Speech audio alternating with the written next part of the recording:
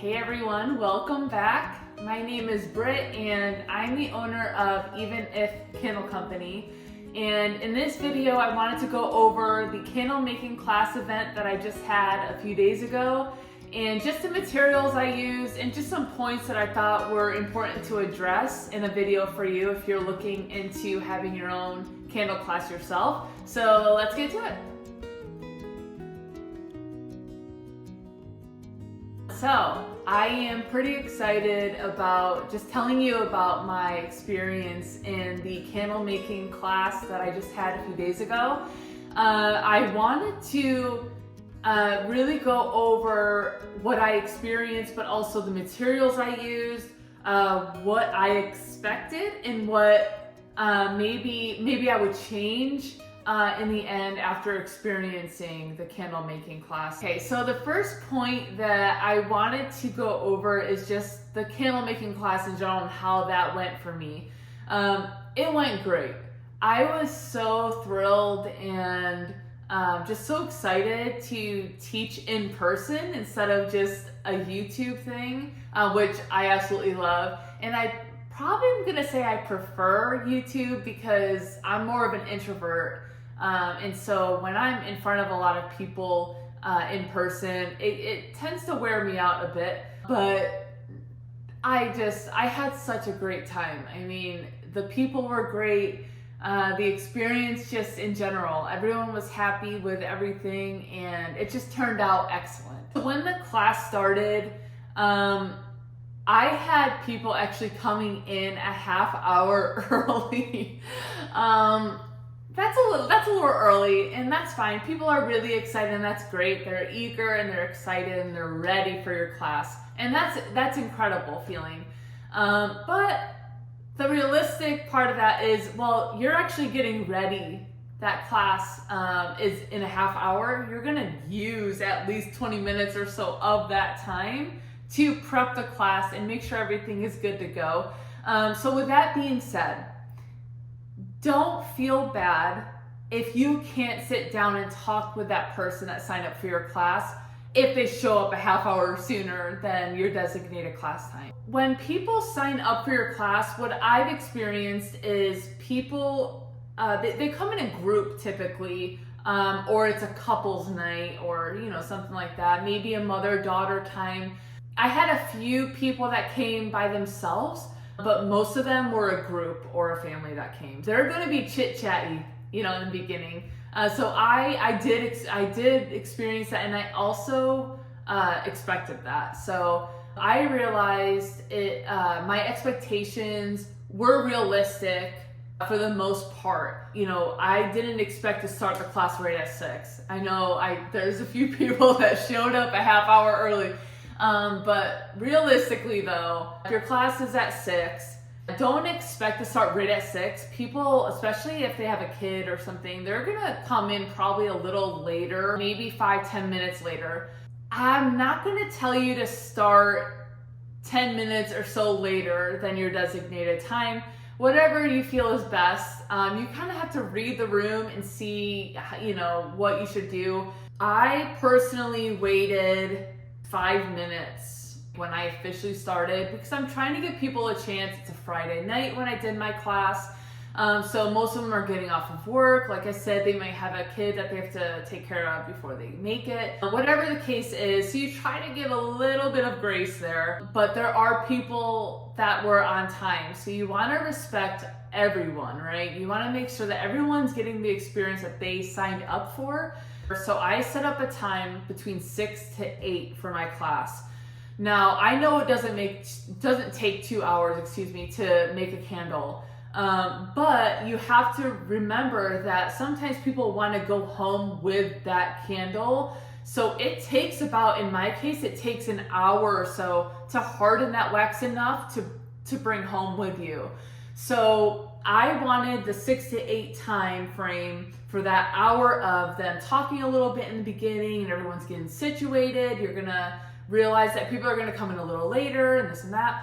All in all, it took about an hour to make the candle itself. And then they had an hour after that to either, shop the store that I was in, or they could leave and return the following day and pick up their candles. So whatever is best for them. I tried to make it the most convenient for them. Hey everyone, just wanted to remind you, if you haven't subscribed to my channel, please consider doing so. It really does help my small business, and it also helps other crafters out there learn the same as you're learning. Thanks so much. When I started the class, I ended up just introducing myself. I explained to them where Even If Candle Company started and when, and just what it meant to me. And so when you personalize it just makes it a little better, and it just makes you feel a little more at ease. So you're not getting right to the candle making. You want people to get to know you a little bit. So the store that I was actually working in, my candles actually sell there as well. I wanted to definitely make sure that I was being a little more personal and explaining who I am and where I'm from and all those fun things. So just make sure you make them a little more comfortable, and you don't just jump right into pouring the wax. Just take your time and let them relax and enjoy. The next thing I want to go over are the materials that I used. So the materials I used were your typical candle making supplies. Obviously you're going to use your wick and your wick sticker and the warning label. I made sure each person had a warning label that they can stick on the bottom of the vessel. I made sure that they all had their own vessel as well. I made sure that they had these stirring little sticks. So actually these I bought like probably a year ago almost. And I initially bought these sticks with a hole in the center here for my mini candles, but then I just realized that they weren't even working as well as I thought. So I kept them in hopes that I can reuse them somehow, and I found a way. These are perfect for stirring the wax in the pitcher. If you're looking for something that's you can throw away and it's not too expensive for each person, I would highly recommend these. And the next supply I wanted to show you were these little pouring pitchers. I'm gonna link them in the description below so you guys have access to that link. But yeah, perfect size for each person. The wax, everything just fit perfectly, and it was nice and safe. And as you can see, the stirring stick is a perfect size when they're stirring. I love these pitchers. I got a case of 24 of them. They're individually boxed as well, so you can reuse the boxes that they come in. All right, and another supply I wanted to show you were these, they call them dessert glasses.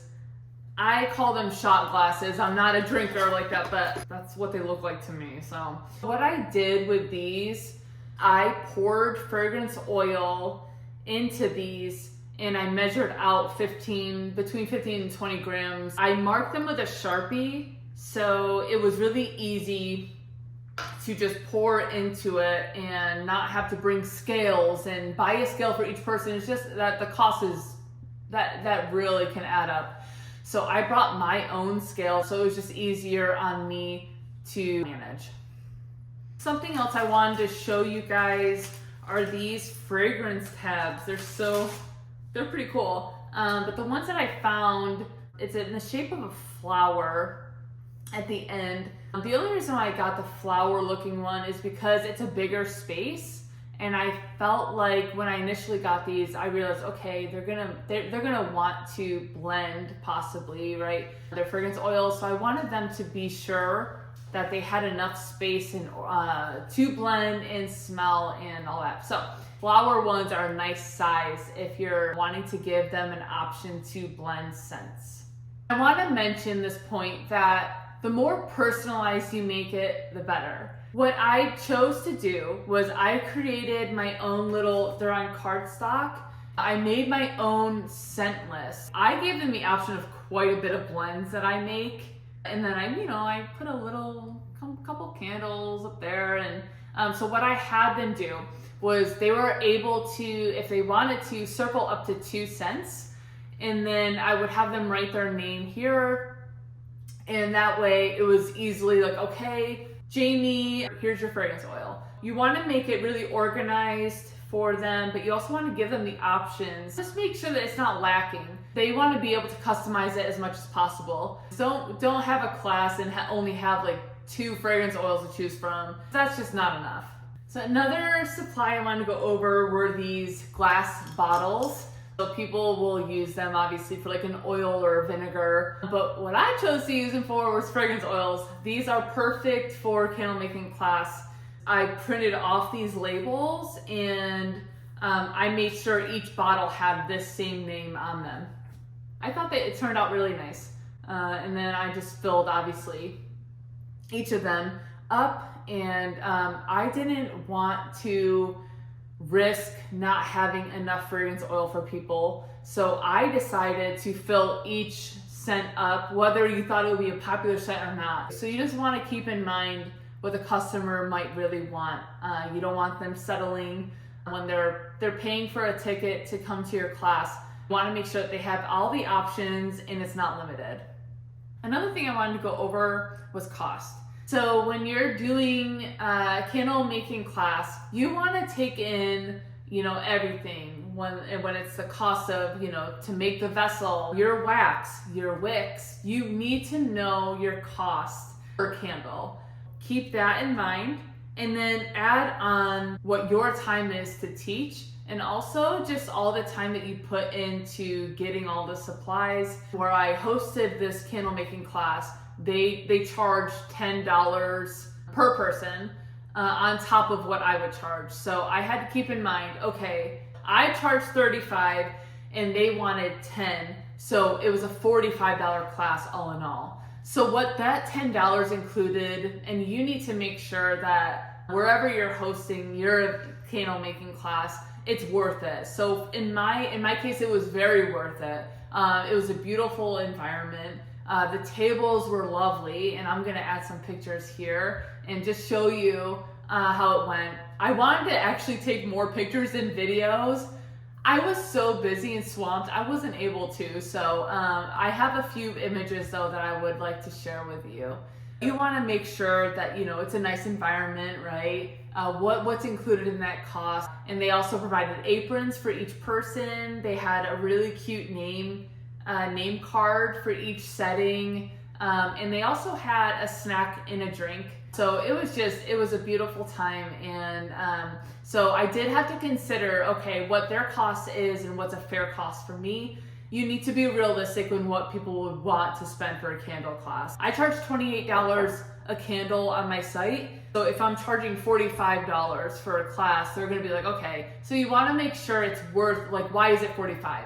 And in my case, it was well worth the $45. I didn't hear any complaints. They're looking forward to another class. So I think my cost and what I charged was very fair. So just do what's best for you and the people around you in your community. Another point that's a really important point that I wanted to mention and talk about was your prep time. So you really need to make sure that wherever you're hosting your event, they allow you to come sooner to set up the class. In our case, if you're a candle maker, you need to melt wax. You can't transport hot melted wax in your car. So you have to keep that in mind. You're gonna need to melt your wax. So I had my digiboil with me, and then I filled it up to the top, and I had an hour or so before the class started. So that was enough time to melt all of that wax. So you really need to keep in mind the time that you need in order to do that. And you're also gonna need to set up all of your place settings. So for me, it was, you obviously had the wick, and I cut out little wick stickers for them, and all the warning labels I cut out. And my husband actually made sure that each handle had the name of the scent, and then he dabbed it with the fragrance oil bottle like this, right? And so it had a circle of scent on there already. So we had it prepped for the most part. That was really helpful, which leads me to my next point. If you can, bring a helper. So I don't know what I've seen, your typical candle class is like 6 people or so. In my case, it was 19 or 20 people.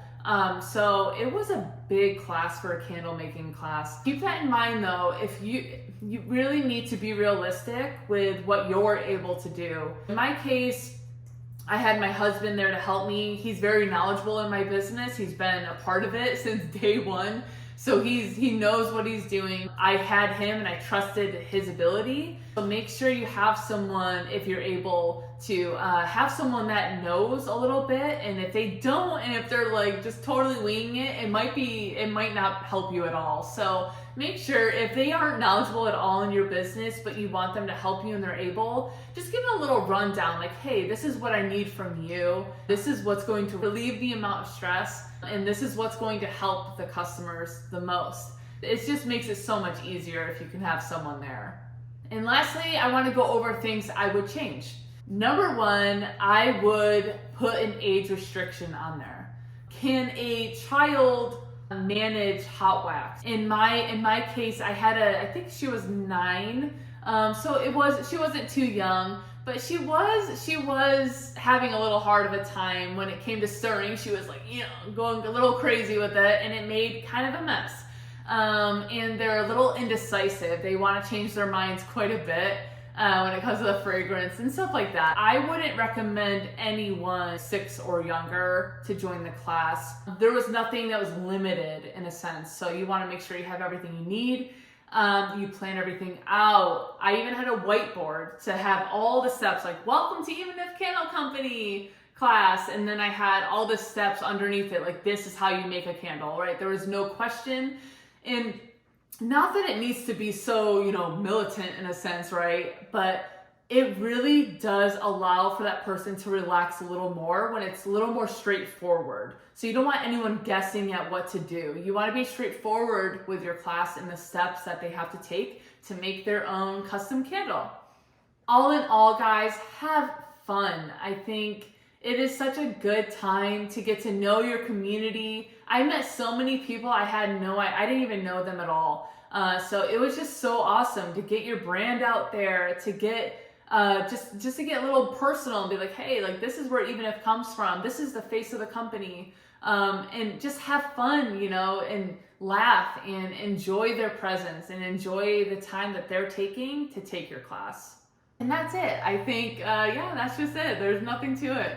But yeah, I hope you guys learned something from this video. I hope that it provides a little more feedback as to how a candle making class goes, whether it's a class of 6 or a class of 20.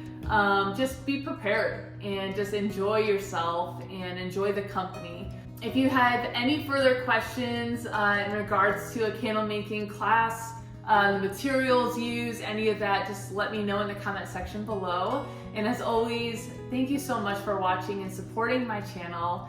I can't wait till the next video. God bless.